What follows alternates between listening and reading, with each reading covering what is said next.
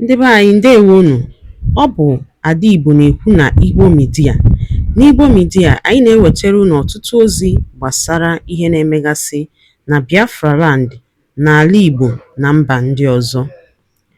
N'ụbọchị nke taata, o nwere ihe bịara n'iru akwụkwọ anyị nke anyị ga-agụpụtara unu n'ụbọchị taa. Anyị gụpụtachaa ya, unu egee ya ka ọha n'uju. Ị ga-esie ya, ị drọpụọla your comment, like kwa this our video and gbasakwa ya ka o ruo ụmụnna anyị n'ebe dị iche iche arụ. US President Donald Trump to ban Nigerian terrorist supporters akpabio. Ya bụ ozi ka anyị ji bịa tata na Igbo Media. Ị ga-esi anya bụ ozi, gbaa mbọ gwa anyị iche ma mekwa ka ozi arute ụmụnna anyị n'ebe dị iche iche aka. Ngwa gere ya ka ọha n'uju. Direct, authorize, fund, support, and carry out violations of religious freedom. And I'll read Marco Rubio's post on X. He wrote, "The United States is taking decisive action in response to the atrocities and violence against Christians in Nigeria and around the world. The State Department will restrict U.S. visas for those who knowingly direct, authorize, fund, support, or carry out violations of religious freedom. This visa policy applies to Nigeria and other governments or individuals that persecute people for their religious beliefs." Well, Marco Rubio spoke with Fox News on Monday, issuing a stark warning about the threat posed by radical Islam, describing it as a clear and imminent danger to the world and broader West, and especially the United States. Let's take a look. Radical Islam has shown that their desire is not simply to occupy one part of the world and be happy with their own little caliphate. They want to expand. It's revolutionary in its nature. It seeks to expand and control more territories and more people. And radical Islam has designs openly on the West, on the United States, on Europe. We've seen that progress there as well. And they are prepared to conduct acts of terrorism. In the case of Iran, nation-state actions, assassinations, murders, you name it, whatever it takes for them to gain their influence and ultimately their domination of different cultures and societies. That's a clear and imminent threat to the world and to the broader West, but especially to the United States, who they identify as the chief source of evil on the planet. Okay, the reason why they hate the Kingdom of Saudi Arabia, the leadership of the UAE, of Bahrain, is because they've allowed the United States to partner with them. That's why they hate them. They consider them infidels for it. They hate Israel. But they also hate America. And they hate anywhere in the world that we have influence. They seek to attack it, including here in the homeland. Well, this is a clear signal that the Trump administration is taking a hardline approach to radical Islamic terrorism, marking a significant shift in U.S. foreign policy rhetoric. Well, the visa ban announcement comes a day after U.S. lawmakers convened a roundtable in Washington with religious freedom and foreign relations experts to discuss Nigeria's escalating violence on President Donald Trump's directive. Last month, House Foreign Affairs Africa Subcommittee Chairman Chris Smith introduced a resolution recommending the visa ban and asset freezes on individuals and entities responsible for severe violations of religious freedom in Nigeria, especially naming the Maeti Allah Cattle Breeders Association of Nigeria and Maeti Allah Cattle Hore as erring entities. Well, MACBAN has since denied allegations of carrying out genocide against Christians and urged Congress to withdraw the recommendation. Well, this visa ban announcement is a significant escalation in U.S.-Nigeria relations and represents Washington's most direct intervention yet in Nigeria's security crisis.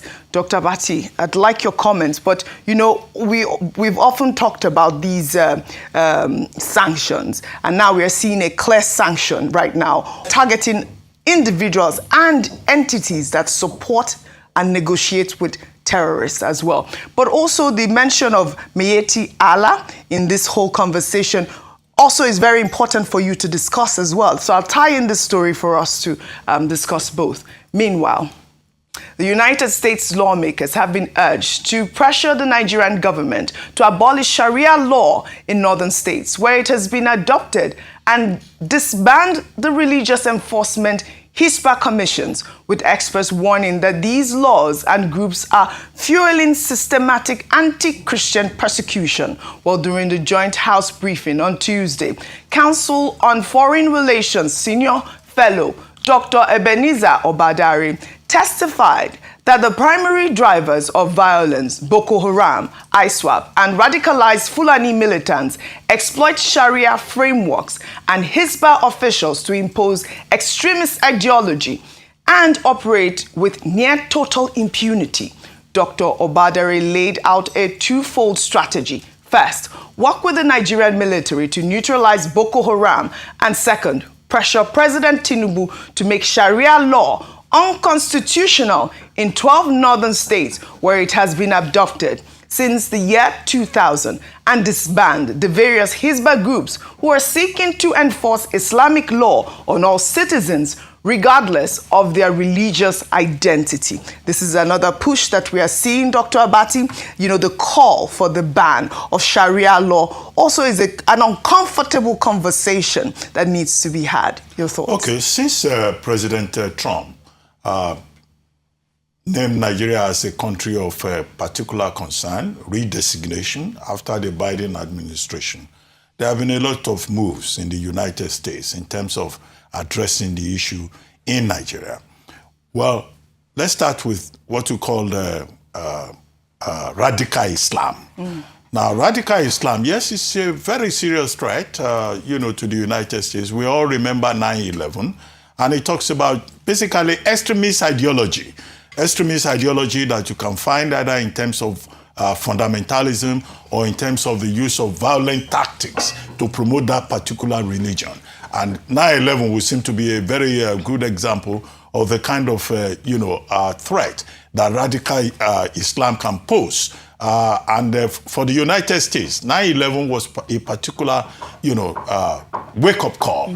And the international community have been mobilized since then to fight global extremism. So it's not just of concern to the U.S., it's also for the global community. Second, now the U.S. now saying, look, U.S. will fight it. Other countries are fighting it too. Yes. What we're talking about is the need for cooperation, to check extremism of any sort, whether it's called radical Islam or it is called terrorism or it is called banditry.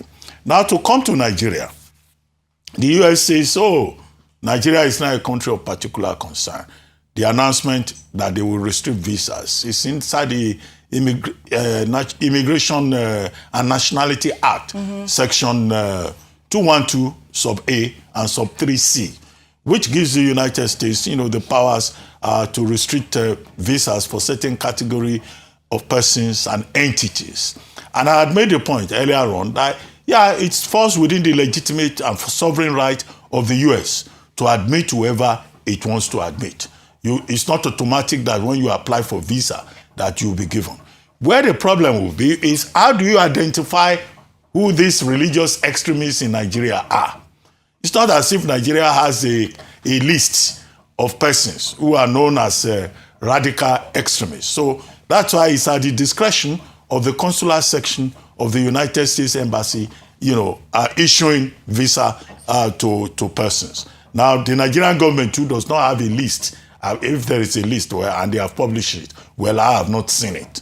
And then when you look at the Middle Belt area, Benue, Plateau, Southern Kaduna in the Northwest, most of the people who are involved in these things, the basis is not religion.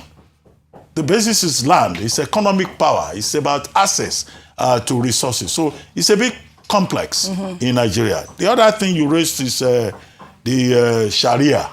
Yes. Now it was Dr. Ebenezer Obadari, he used to be one of our colleagues in those early days, who recommended that two solutions to address the problem in Nigeria. Put pressure on the Nigerian government to do a lot more. Then ban Sharia in 12 northern states and also ban the Hisba units. Yes. Well, the thing to note is that the Sharia law is in fact in the Constitution of Nigeria. I think I said this about 2 days ago. In sections 275, 279. And its jurisdiction is civil. It's not a criminal orthodoxy, as some people are trying to define it in the United States. It means that the Sharia law can only apply to persons who have elected to be tried under the Sharia law. And we have Sharia Court of Appeal. We have in some of these states, where you have the Sharia. And in any case, it's a federal system. Yeah. Some states, that say, oh, we want to adopt this kind of system of law are allowed to do so. But that law should not apply to people who do not subscribe to it. So you cannot use Sharia law now to punish Christians. Yes, and so I do not think that President Tinubu has the powers to unilaterally say, oh, you will declare Sharia law unconstitutional. In fact, that would be a prescription for chaos, all right, for conflict. All right. In fact, it will worsen the situation because persons from those 12 northern states and religious leaders who since 1978 Constitutional Conference insisted on the Sharia being accommodated as a personal orthodoxy. Right. They will be the ones to now rise up in arms. So in trying to solve a problem in Nigeria, you create another problem. All right. We have often seen, like you have said, that the Sharia law should not be used to persecute Christians, right? But we have seen that happen. I think we've discussed this at length. Ayo, yes, even recently, we've seen... Now it's inching closer. Yes. And the truth is that we need to also decide whether or not Nigeria is a secular state or not. Correct. If we say that Nigeria is a secular state, then we cannot have sports whereby a particular religious law is allowed. So we need to make that decision. And I did mention at the beginning of this conversation around Christian genocide that we must have uncomfortable conversations around Sharia law in some states. I also believe that it's important to find out to what extent the Christians living in those... we've seen incidents where it crosses over. We have it always most crosses of them over here at a while. And that's where the Yes. challenge is. If something was instituted or called upon, if we see that it has a negative effect, we can go back to the conversation, revisit it, and actually find out if it's still working. Except that Sharia is not a religion. No, Section 10 of our but it Constitution applies to a is clear. particular religious group. The Sharia but court. the Constitution says there shall be no state religion. Correct. In any part. And there's no state of Nigeria where they say you must only be Muslims or you must only be Christians. Yeah, There's but no such the state. point she's making No, is it's a about system Sharia of judicial law. administration. That applies to only a particular religious group. Or religious whoever group. submits to it. Yes. But it's mainly the religious So group. let me tell you why It's she's religious, talking about, yeah. why we're talking about this, because only recently I think we saw a In man's Abuja. store that was it in- closed yes. down in Abuja and said it was a Sharia court that repossessed his property. And we have seen some of There's these... no Sharia in the FCT. Well, that was the conversation.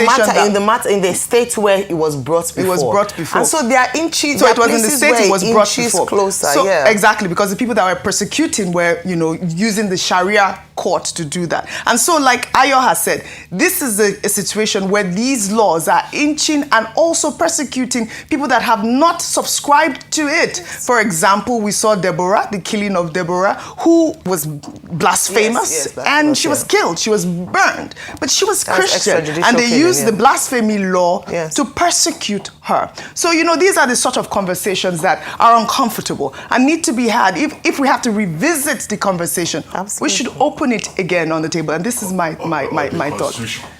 The Constitution is being reviewed all the time, Dr. Bat, isn't it? No, we're talking about Sharia law. I'm saying it will cause a lot of problems. Well, I don't think President Tinubu needs to go in that direction. Well, that's your advice. But the Nigerian people are saying that these are the conversations that need to be had. If this is a situation where Christians are being persecuted for something that they did not subscribe to, I believe it's something that should be put on the table. Yes. That's really all it is. We're going to constitutional reform conversation. So. All right, in the meantime, the Senate has confirmed the appointment of former Chief of Defense Staff, General Christopher Musa, as Nigeria's new Minister of Defense following a rigorous 5-hour screening by lawmakers on Wednesday.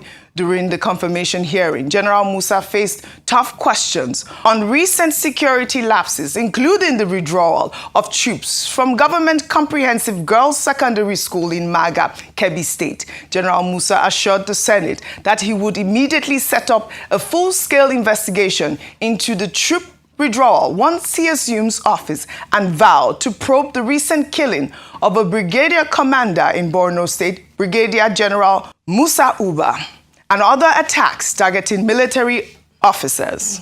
Well, during the screening, General Musa also declared a hardline stance against negotiating with criminals, stating that such negotiations Daalụ nne maka isonyere anyị n'iru akwụkwọ n'ụbọchị taata na Igbo Media. Ọ bụ na ihe anyị na-ewetara gị dị gị mma, gbaa mbọ gbasaa ozi a ma mekwa ka ozi a rute ụmụnna anyị n'ebe dị iche iche aka. Ngwa ka ọ dị.